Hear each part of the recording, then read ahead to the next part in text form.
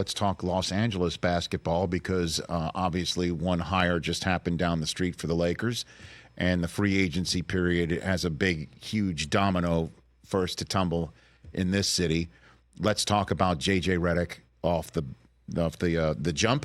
What's your opinion of his hiring? So I probably wouldn't have hired JJ Redick if I was running a team, mostly because I'm a fan of hiring guys that have the qualifications for the job, basically. Mm-hmm. I like hiring assistant coaches. I think that assistant coaches who grind, who put in their time, too often get overlooked. Like Sam Cassell is on the bench in Boston. Sam Cassell had a comparable career to JJ Redick.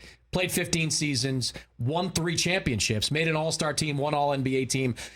When Sam Cassell retired in 2008, he didn't go into media, though I think if you know Sam Cassell, he would be great at the media. Mm-hmm. He went and learned on Flip Saunders' bench in Washington, on Doc Rivers' benches. He was a key member of Joe Mazzulla's staff. What does Sam Cassell have to do to earn a head coaching opportunity? He's a former player, a point guard, a lot of respect, championship pedigree. Sam Cassell would have been atop my list, but I also would have gone down to Sean Sweeney, who was Jason Kidd's top lieutenant.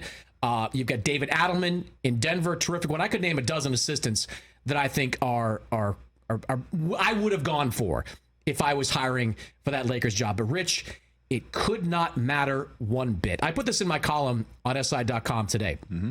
They could have hired Eric Spoelstra, had Ty Lue as his lead assistant, and Tom Thibodeau as his defensive coordinator, and it would not matter one bit because the Lakers roster is the problem. The Lakers have a roster that is good but not great and has almost no room to significantly improve, right? Like they had some injuries last year. People will point out Jared Vanderbilt out for a while. Gabe Vincent missed most of the season. Those are problematic. But they also had great health from their stars. Anthony Davis played 76 games. LeBron James played 81. Austin Reeves, or 71. Austin Reeves played all 82. So the Lake, I don't think health is going to be a difference maker. The Lakers are going to make a trade this summer. There's no doubt about that. They've got 3 first-round draft picks to deal. Maybe it's Trae Young. Maybe it's DeJounte Murray. Maybe it's Zach LaVine. But given what they're going to have to give up to get one of those guys, I don't see either one of those guys, any one of those guys, making a measurable difference. So to me, when people talk about the impact that JJ Redick can make, he can connect with players really well, or the negatives of it, that he's too close to LeBron James.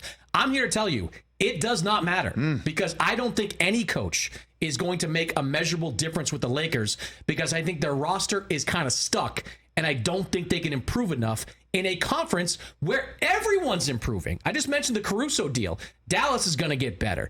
Denver's going to be back. Look below them in the standings. Houston's going to be better. Victor Wembanyama's coming with San Antonio, and he's going to get some help this offseason. The Western Conference, outside of Portland, which is going to get clobbered every night, the Western Conference 1 through 14 is going to be hell this year for the Lakers, and I think that's going to put them right back in the same position that they're in right now. Yeah, and you didn't even mention Minnesota, right? And they're right at the top as well as what you just described so expertly, I might add, is the reason why Dan Hurley said no.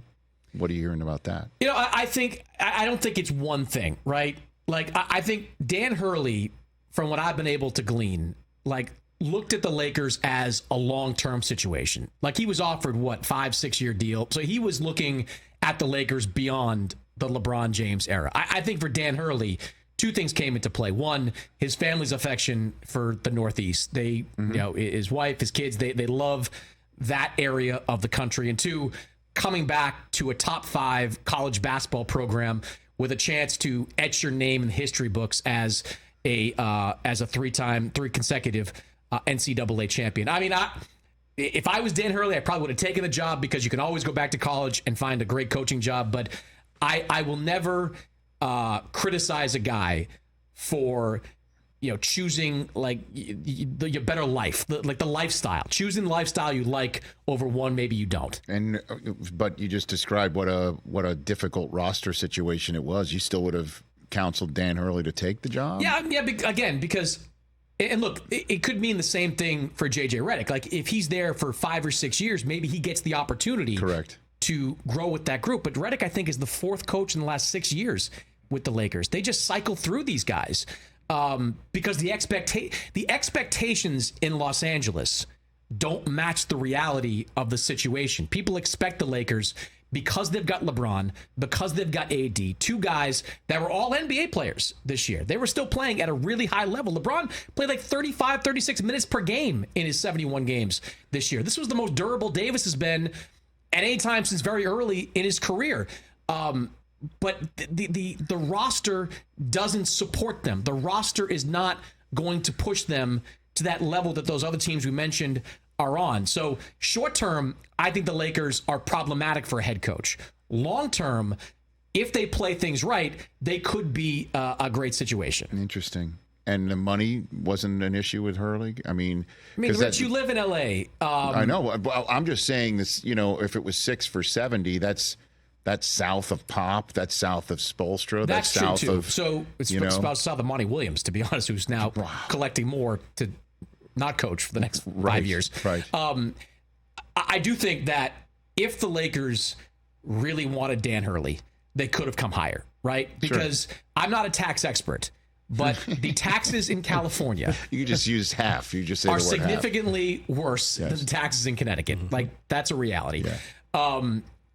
But even if you take the taxes out of the equation, like if you come at like 6 years, 90 million, 100 million, like that is making a guy an offer he can't refuse. And look, I think Dan Hurley said it in one of the 97 interviews he did in the aftermath of rejecting that deal. Like, that economics were a factor, that he could, if there was a bigger offer, it probably would have been more difficult to turn down. I think that's something that's a factor in all this. But I do think Dan Hurley likes Connecticut. His family likes Connecticut. The situation there for him is perfect. He got a bump in pay.